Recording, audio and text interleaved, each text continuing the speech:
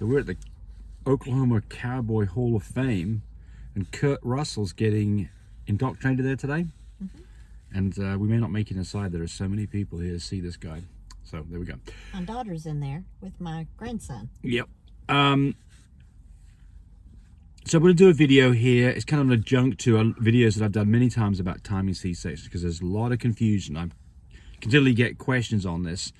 And so I kind of repeat myself to those people. So I thought I'd just do a quick video on this. So I've done extensive videos, a number of them, about how to time C-sections. And if you really want to see an in-depth coverage of this, then go look at the one that I think it says, don't lose puppies by C-section early, or something like that. If you put the word lose under my stuff, you'll find it. I think there's another one about says what the vets don't know will kill your puppies, or something like that. Anyway. So let's just kind of have a quick brief rundown of what's going on here. You, to remember that you're not coming up with a specific date for a C-section. You're coming up with a window for a C-section. And when anybody comes to me and says, we're having a C-section on this date, I get very worried. Because nobody, your vet, not me, nor anybody else, can tell you the exact correct date for a C-section. So the trap we fall into is twofold. The first off is we get the impression that it doesn't matter if you take puppies a few days early. In human beings, we routinely take babies a month early, and with no serious consequences. They may need to be in a neonatal clinic, but still, it's not a hugely big, scary situation. With your dogs, it's a completely different situation. You take puppies 2 days before you should have done.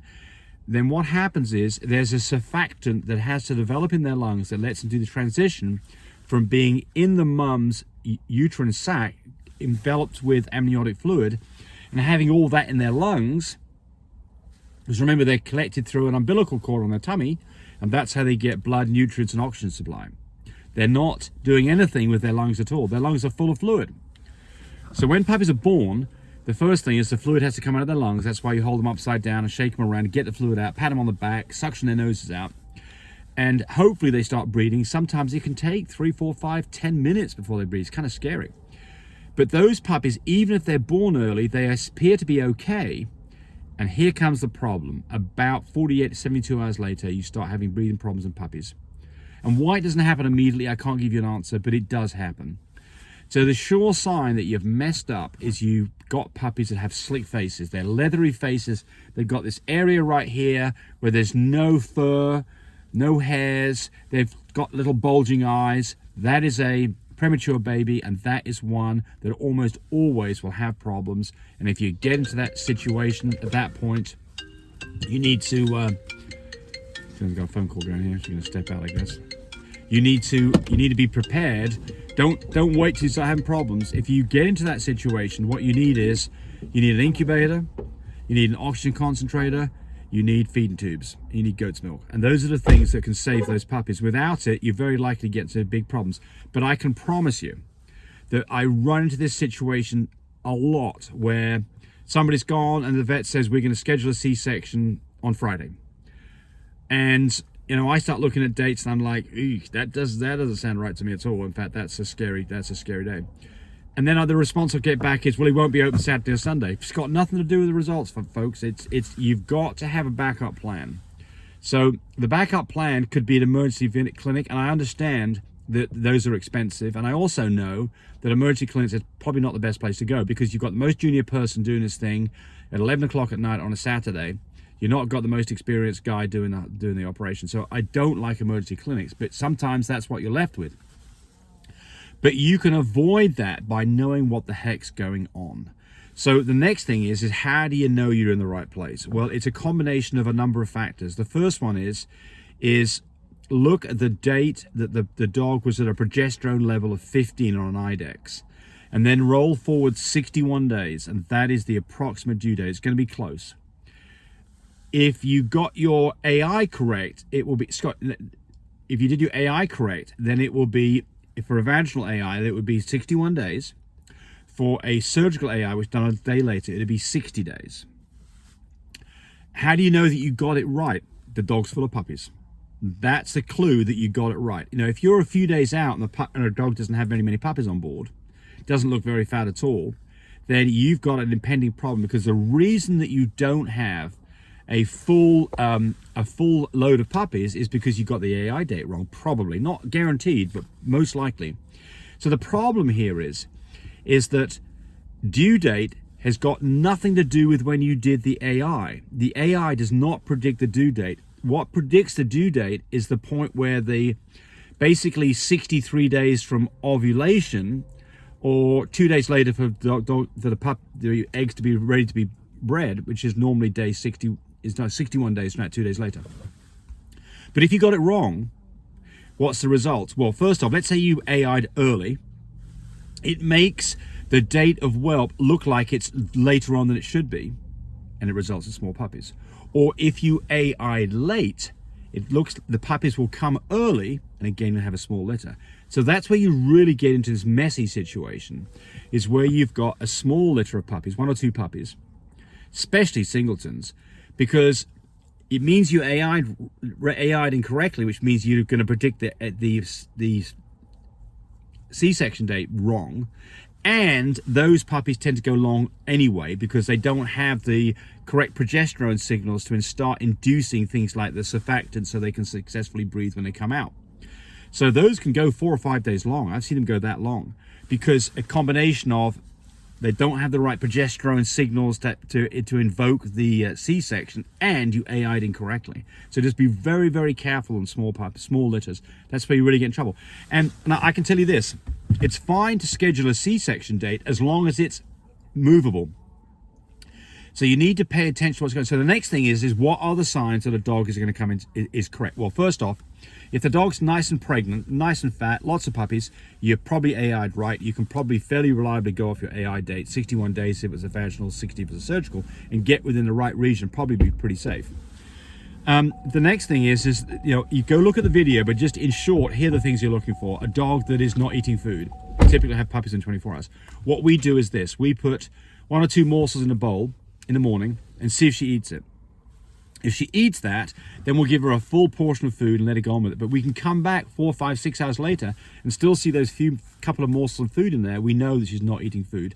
It's a good sign. 24 hours, we're in 24 hours away from a C-section. And furthermore, you don't want a dog loaded with food going under with anesthesia, because they can puke it up and vomit and get into trouble. So again, if you think you're at the right point, you don't want to be giving much food anyway. So that's the first sign. The second sign is that the dog is a temperature drop. Take the dog's temperature with a thermometer all the way in its butt, and I mean get it in its butt at least 1.5 inches. Just a regular digital thermometer. Do not use a scanning gun or thing you use in the ear. They do no good for this at all. You've got to have a regular cheapo Walmart thermometer. By the way, our puppy care kit includes all these things. So what are you looking for? You're looking for a slow temperature drop. Normal temperature of a dog's around 100.5.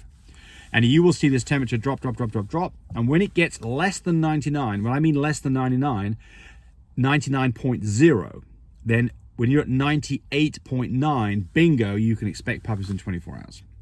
Doesn't always happen, and you can miss it. It can dip down and come back up, so you can miss this. So you need to, when you're getting close, a couple of days out from when you think C-section is going to be, you should be doing, what do we do it? Twice a day at least, don't we, Tammy? What? A temperature. Yeah, when it drops from 9 to 99, we do it twice a day. Twice a day. So you're looking at that drop. Then here's the next couple of signs. A dog typically starts nesting. And it may do this a few days beforehand, where it starts to ruck things up and mess up its bedding a little bit. But what we're talking about is a really, some feverish tearing stuff up. So what we do is we put some newspaper in the bottom of the crate. We've already got mum in the crate at least 24 hours before due date, so she's familiar with that environment.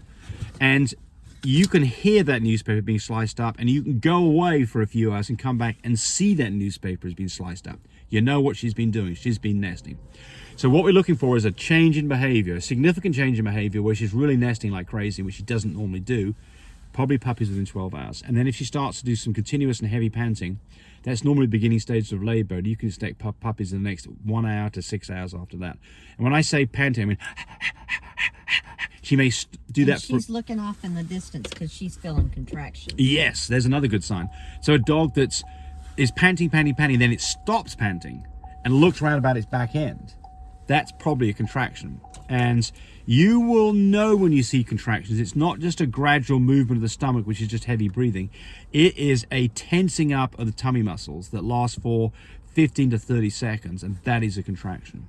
And if you think you see a contraction, get the dog out on the carpet, lay down with the dog, turn the TV on, put your hand on the tummy, and sit there for 10 minutes. And if you feel a contraction, you'll know when you feel a contraction. Mm-hmm.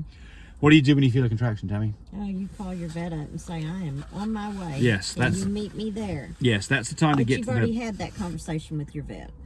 Or two. Mm-hmm. That's right. You So had plan A, plan B. Yeah, plan A, plan B. So I understand now that. So the last thing is if you're unclear if you're in the right place, there's two things that the vet can do when you're there. They can run a progesterone test, what we call a reverse progesterone. It's just a progesterone test. And we're looking for a level of less than 3 nanograms per milliliter, or if you're in Europe, less than 10 nanograms per nanomole. That is a safe place to be. Because what happens is the progesterone is high, 40, 50, 60, and it does a deep dive over the last few days of the pregnancy. And we're looking for a number that's it'll bottom out to less than that, but a number of 3 or less. Some vets want to say 2, but I think 3's fine. You're okay to take puppies. So here's the next question that I get a lot of. Somebody will call me up and say, oh, we're getting close. Progesterone levels are 9. When should we have puppies? Nobody can tell you. You cannot. All you can do with progesterone. Look, here, let me tell you a story here. We had, wasn't Kit. Who was it? One of our dogs, anyway. It may have been Kit. Sorry. Her progesterone level the night beforehand, Yes. it was one day before C-section, Yes, it her is. progesterone level was 16 and her temperature had already dropped. The next morning I took her progesterone level again, it was 1.6. So it dropped from a 16 to a 1.6 in 12 hours. Some dogs, the progesterone levels are 5 and then it goes back up to a 7, then it comes down to a 4. You just can't predict it. I mean, if the vets tell you they can, they can't. They cannot do it. So here's some other myths that vets get wrong. They do an x-ray. They say, oh, bring her in, we'll do an x-ray. You cannot tell when puppies are due from an x-ray. It's useful to know how many puppies are on board, but it's not useful for predicting C-section. Same thing with an ultrasound. These are not useful things, in my opinion, to do anything to do with timing a C-section. Now, there's things that you can do with fetal heart rate monitors, and they can look for puppies that are in distress and things like that. Those things, some of these more sophisticated clinics will have those kind of processes. And I've never done that because I don't have a fetal heart monitor, so I can't really comment on exactly how they're going to use that information.